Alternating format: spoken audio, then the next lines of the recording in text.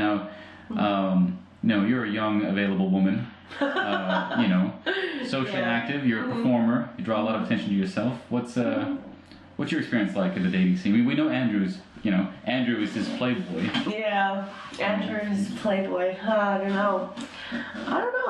I've met a lot of very interesting people on these sites. I mean, right now I'm mostly active on Tinder and OkCupid. See, now what brought you to that? Like, in Andrew's case, we could assume Andrew's case might be desperation. But what was your case? Because it's really common for expats to be on these sites, and I didn't know until maybe 6-7 months ago that so many people that I knew were active on these sites because I had not even heard of them before. What attracted you? Were you on them? Were you active before you came to Istanbul, or was this something you got into after Istanbul? Actually, I met my ex-boyfriend on a dating site in China. Wait, my ex-boyfriend. Okay, so you had already dated and broken up and then met him on the site, or? No. What happened was I was in China and I had just gotten out of a 4-year long-distance relationship. Where was the guy? He was living in Australia and I was in China.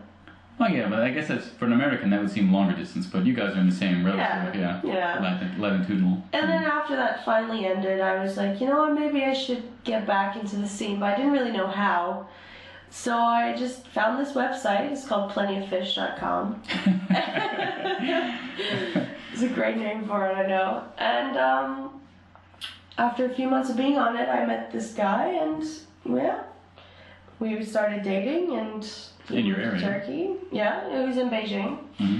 We were together for 1.5 years, and then he got a job offer in Turkey, and so that's why we're here. Well, I'm here anyway. I was here in Tarsus for that, but.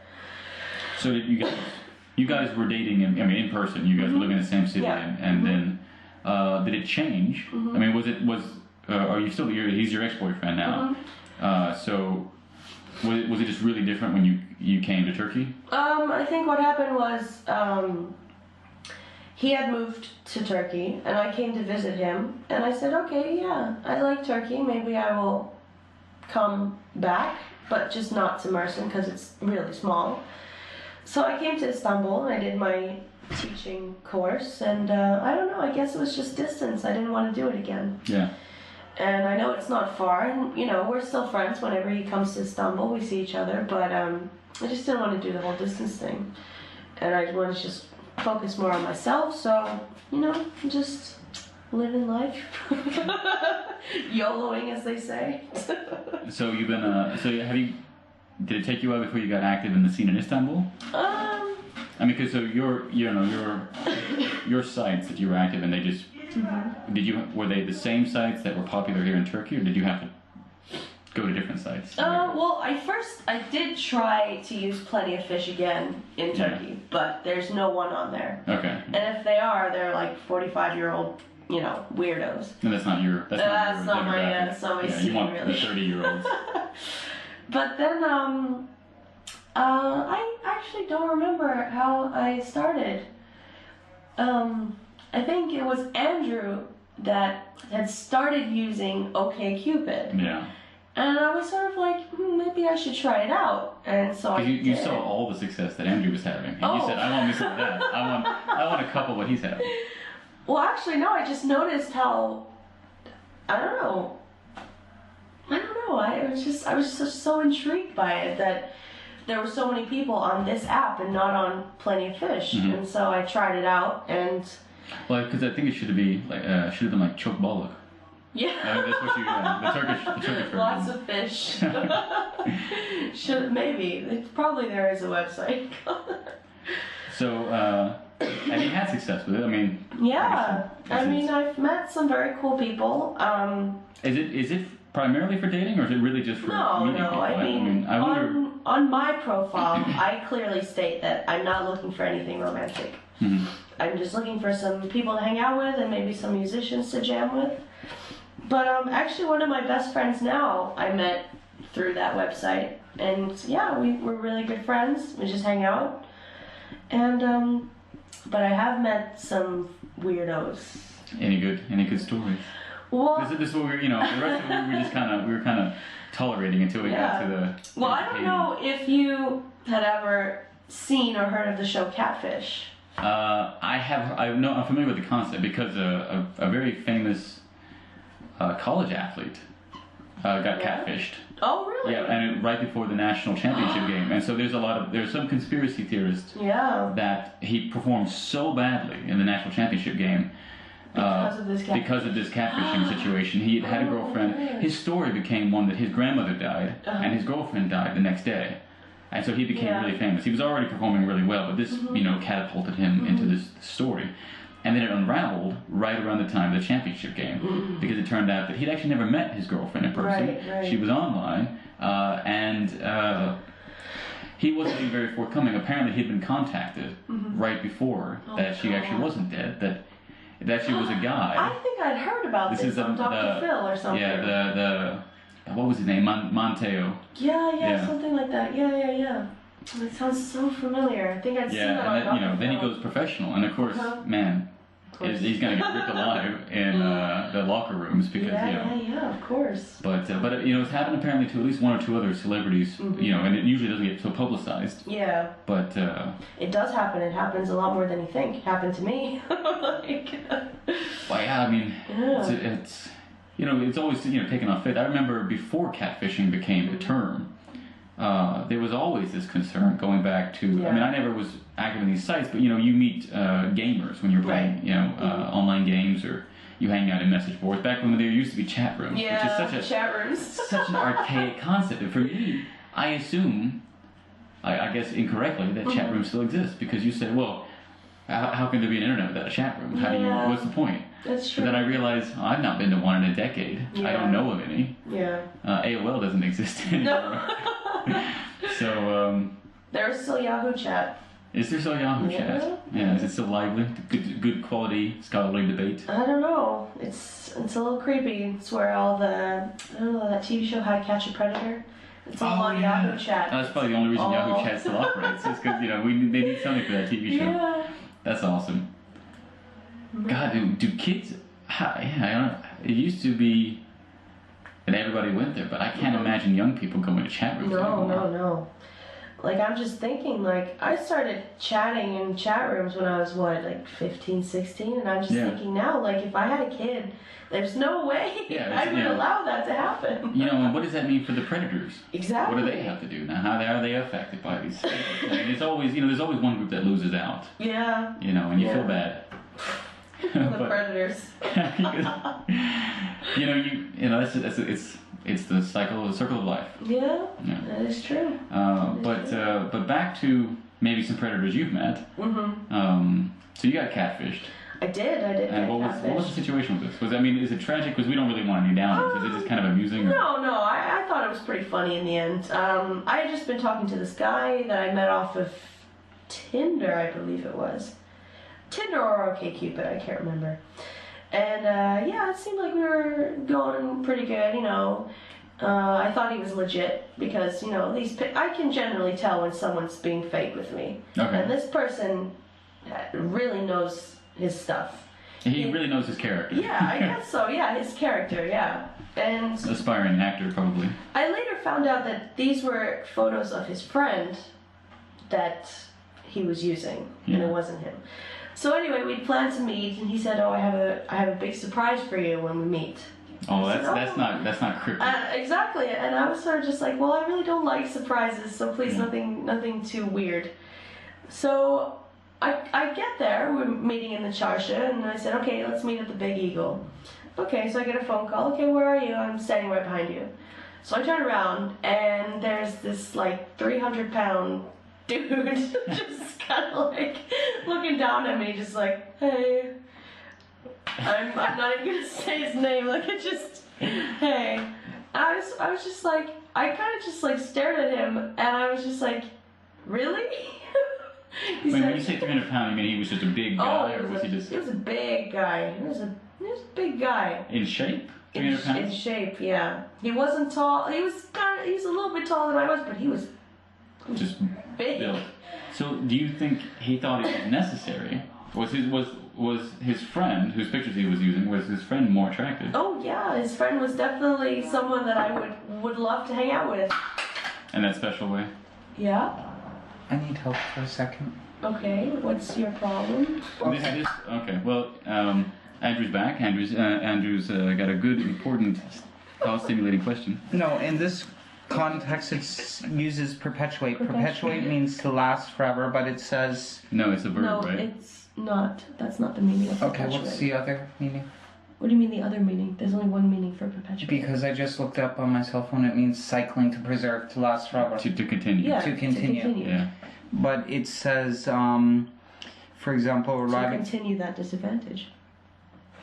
But it's talking that these research findings are exciting. There is growing evidence in New Zealand that children from poorer social economic backgrounds are arriving at school less well developed, and that our school systems tend to perpetuate that disadvantage. Yes. Okay, misread. To continue the disadvantage. Come on. Yeah. Yeah. Okay. Yeah.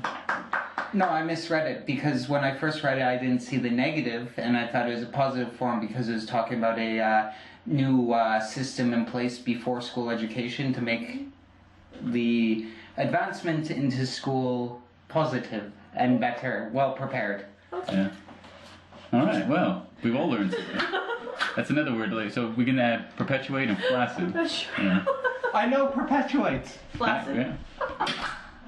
Divulge. So I think we'll divulge. Floppy. Yeah, I think we'll go ahead and leave that in the podcast. You know, that's Andrew's project. He's better than himself, learning him some English, and passing that on to a student. Oh, God. So I think all right. So you had met. Are you still friends with this 300-pound catfish? No, I'm not. You get in China. I've seen pictures of 500-pound catfish. Really? In the rivers. I mean, these giant super catfish. I mean, China's known for their super catfish. Are they? I mean, you know, among the catfish aficionados. I mean, I'm a vegetarian, but I love me some good catfish. Oh, really? I don't eat it now, I don't think of I've ever course. had catfish. It's really good. Well, I wouldn't eat it. Wouldn't say you know, it's much more dangerous to eat catfish in China because of the size. I mean, at that point, they eat children. There's even like the online Chinese urban legends. They probably don't exist in urban China. Yeah. But of these monster catfish, you know, feasting upon young children swimmers. What? Yeah, think about that. I'll show you. Look, anyone, listeners, and Sasha, Google monster catfish China, and you'll find. I'm actually doing this right now. Yeah, you'll find all kinds of images, and they're a little scary because you know they got those barbs on the front. Yeah, those things are creepy. This is live. You might be hearing it as a podcast, but we're speaking it live. Oh my Jesus! Yeah. Wow. You can feed a family for a week. 600 pounds? Mm-hmm. I mean, the Amazon's got some too, but I've seen, you know, they do these Monster Quest History Channel things, and these giant catfish have been on occasion the subject of some of their shows. Oh my God! Yeah, so that looks like the guy that I met. Yeah, you got a with a light one, with a small one. Oh my gosh! So now, what was your reaction? I mean, you said it was kind of strange, but did you sit and chat with them? Did you? I did actually. I did because I wanted to know why. Yeah. It's like everyone. Why did you do it? Why? And he was just like, I'm really self-conscious about my appearance, and I really wanted to talk to you, flan. But and I was just like, okay, that's fine, but I really didn't enjoy the surprise. Yeah. So you were expecting the surprise to be in his pants. Yeah, I mean, external surprise. That would have been better than the 300-pound man that I did see. But I was sort of just like, okay, well, you understand that I don't want to see you again, right? And he was like, okay, that's unfortunate, but I understand. And that's unfortunate. Yeah. And we sort of just parted ways, and he still does try to talk to me sometimes, and he's still using that picture of his friend. That's awesome. That's awesome. Because it worked the first time. Why would he change it? I guess so, but I mean, that was like the only time that I've gotten catfished, because normally I can tell right away who's real and who's not. What are the signs? Give me some of the signs, because then you must have caught a few people. And then once you catch them, do you seek like confirmation, or you're so confident in your mind? No, I know it for sure, because there was this one time somebody had added me on Facebook, and they said, "I met you in Eski. Do you remember me?" I love that. Yeah. That could probably be just mass email to every foreigner in Istanbul. And that's what I was thinking. I was like, no, I don't remember you. I don't remember anybody named his name. And he sent me a picture of this pretty good looking guy. And I was like, no, I'm pretty sure I would remember you if I met you, blah, blah. So anyway, we started talking, and then he said, do you want to Skype? And I said, okay, fair enough, so I can see if this person is real or not. And I don't know if you know what ManyCam is. No. It's basically a software on your computer which allows someone that you're Skyping with for them to see your screen. Okay. And he had a video loop of somebody that was completely different from the picture that he sent me. And it was obviously looped, you could tell. I could see the bottom of the desktop. And I was like, do you really think I'm that stupid? He's like, what are you talking about? Oh, my microphone's broken, I'll just type. Of course. I remember there was a buddy of mine. Now you frequently you're not giving the names of these people to protect the innocent, but I have no qualms about that. Carl was the one who, and this was in the early days, where there would be fake Facebook accounts. Oh yeah. Facebook had just opened up to everybody, because previously, for those who are too young or don't realize, Facebook used to be only through university emails. You could only do it through your university email, and then it opened up to everyone over 13 or anyone willing to lie that they were over the age of 13. So my buddy Carl was telling me one day about this really pretty girl he'd been talking to on Facebook that randomly added him. Because for a guy, that's likely. Yeah. So really likely. Really attractive girl. She just can't find the right man. So she just just looks for random pictures of men on Facebook. And she started writing him messages, and he would write her back. And but then she would be responding, but not directly answering his questions. And he was telling me about this for the longest time before I looked. And I said, you realize her only friends are guys. And her account's only been active for a few weeks or a couple months or something like this. And she can only, there's a problem with her chat. She can only write to him through posts, through updates. And I'm like, so to everybody at the same time, huh? And he was, and it's obvious. Yeah. It was obvious. And I thought, he was, I don't know, my buddy Carl, he, yeah, we talked about it. He was a bit naive, homeschooled in high school and before that. So he was a bit slow to grasp the deception inherent in certain social situations. And so he just took it at what it was. And it was at first, annoying to me that he didn't get it. And then later, as I'm trying to figure out how can I convince him without being harsh about it, because if I don't be direct enough, he really just won't, won't get that this is not real at all, and he'll might give, some personal information, phone number or something like this. And I had to, so I just said, dude, really think about it. You're a nice enough guy, not an ugly guy, but think about just the situation. It's not going to happen. 2, she's not answering any of your questions.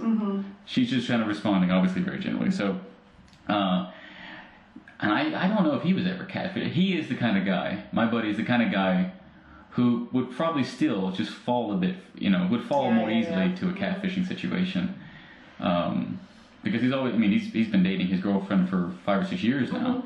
And, it's not that he would be looking for anything, but he'd be someone friendly, said something, he'd just respond very friendly back. So, I always worry a bit about my buddy. That's the thing about technology these days, is it's so easy to pretend to be someone else. Yeah.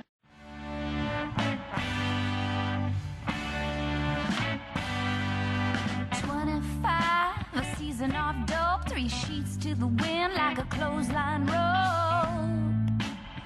He's the spider on the web. But so we were talking about some dating adventures. Oh yeah. And we had talked about her. She'd been catfished. Andrew, have you ever been catfished? What's a catfish? Let's add I know what a that catfish to is. perpetuate and to flaccid. Shade. You know what's funny is that the combination of perpetual and flaccid with Andrew is, I think that can't be coincidental. I think that there's got to be some fake. I'm perpetually flaccid, Yanni. Flaccid. And his hand was fluctuating. I mean, he was making an oscillation, which is See the You know. flow of Wave. water. the flow of water, which has nothing to do with Perpetually flaccid. flaccid. Perpetually. Nacy, moving on. What the catfish is an Catfish. Hold up. Catfish is a god ugly fish with the whiskers. Okay, all right. Well, let's get back to what we're talking We're about. talking before about the verb. Okay, getting To catfish. catfish. If you are catfished by someone, somebody has tricked you into thinking they are someone that they're not. Ha. Like a fake picture. Okay. Now, So this has to have happened to you a lot. Oh, Just pulling a based pig. off of statistics. What? pulling a pig.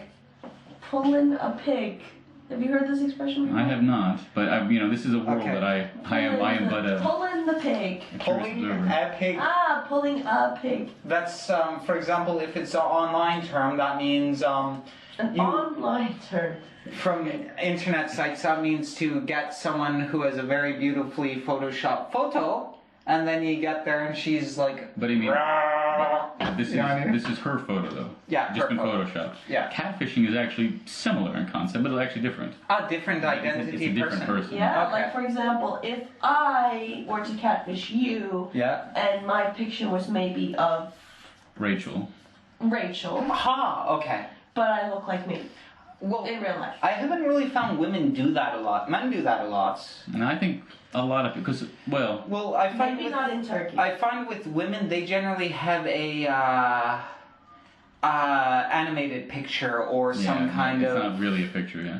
Yeah. non-identifiable. This is a person photo But when then they do that. I just say, what's the point in using a profile like that if you're not going to show your face? Does that Well, make I think Yeah, I that's think true. very much it's just there's so much insecurity about Yeah. the cost of Yeah. putting yourself out there as being interested to meet anybody for Exactly. anything. So Actually, this is it's why. very common in Turkey too. You've been catfished a lot. No, I got catfished once. Okay. No, but I'm just saying, like, not using your photo Ah, yes. on things like this is very Well, common in Turkey. Well, I And then think you get it's a really common. creepy snapshot, and you're like, ooh. But now in China, you have like a Facebook equivalent. You've got Right. you got sites like this. Is Yeah. this really common? Because the argument, the curiosity that I have, I know in Arab countries, this is very much the same too. There are a lot of Facebook sites for each person Yeah. that has multiple, Right. but they almost never have any identifying picture, and they don't like to be in photos Exactly. because of concern about. Fake family profile. members. Yeah, no, there's. It's not fake. It's theirs. No, they just don't want to be promote. seen. Okay, yeah. They don't like to be tagged in these things, and it's so the question that I would have, whether it's just this is an aspect of collectivistic societies where family members would not accept or appreciate these types of things. I think it's like that culturally influenced, but also but I'm- Canada they have that as well. For example, some people in a highly professional job have their professional Facebook, then they have Well, a that's a Facebook different on concept, a though. different Yeah, but that's a different site. concept. I mean, we're talking about Okay. this is them, and they do use it, and they maybe don't have others that they're using for specific groups, Yeah. but they just don't like to have their real image out there. Wow. So you've not been catfished. Huh? You've not been catfished. No. Okay. Well,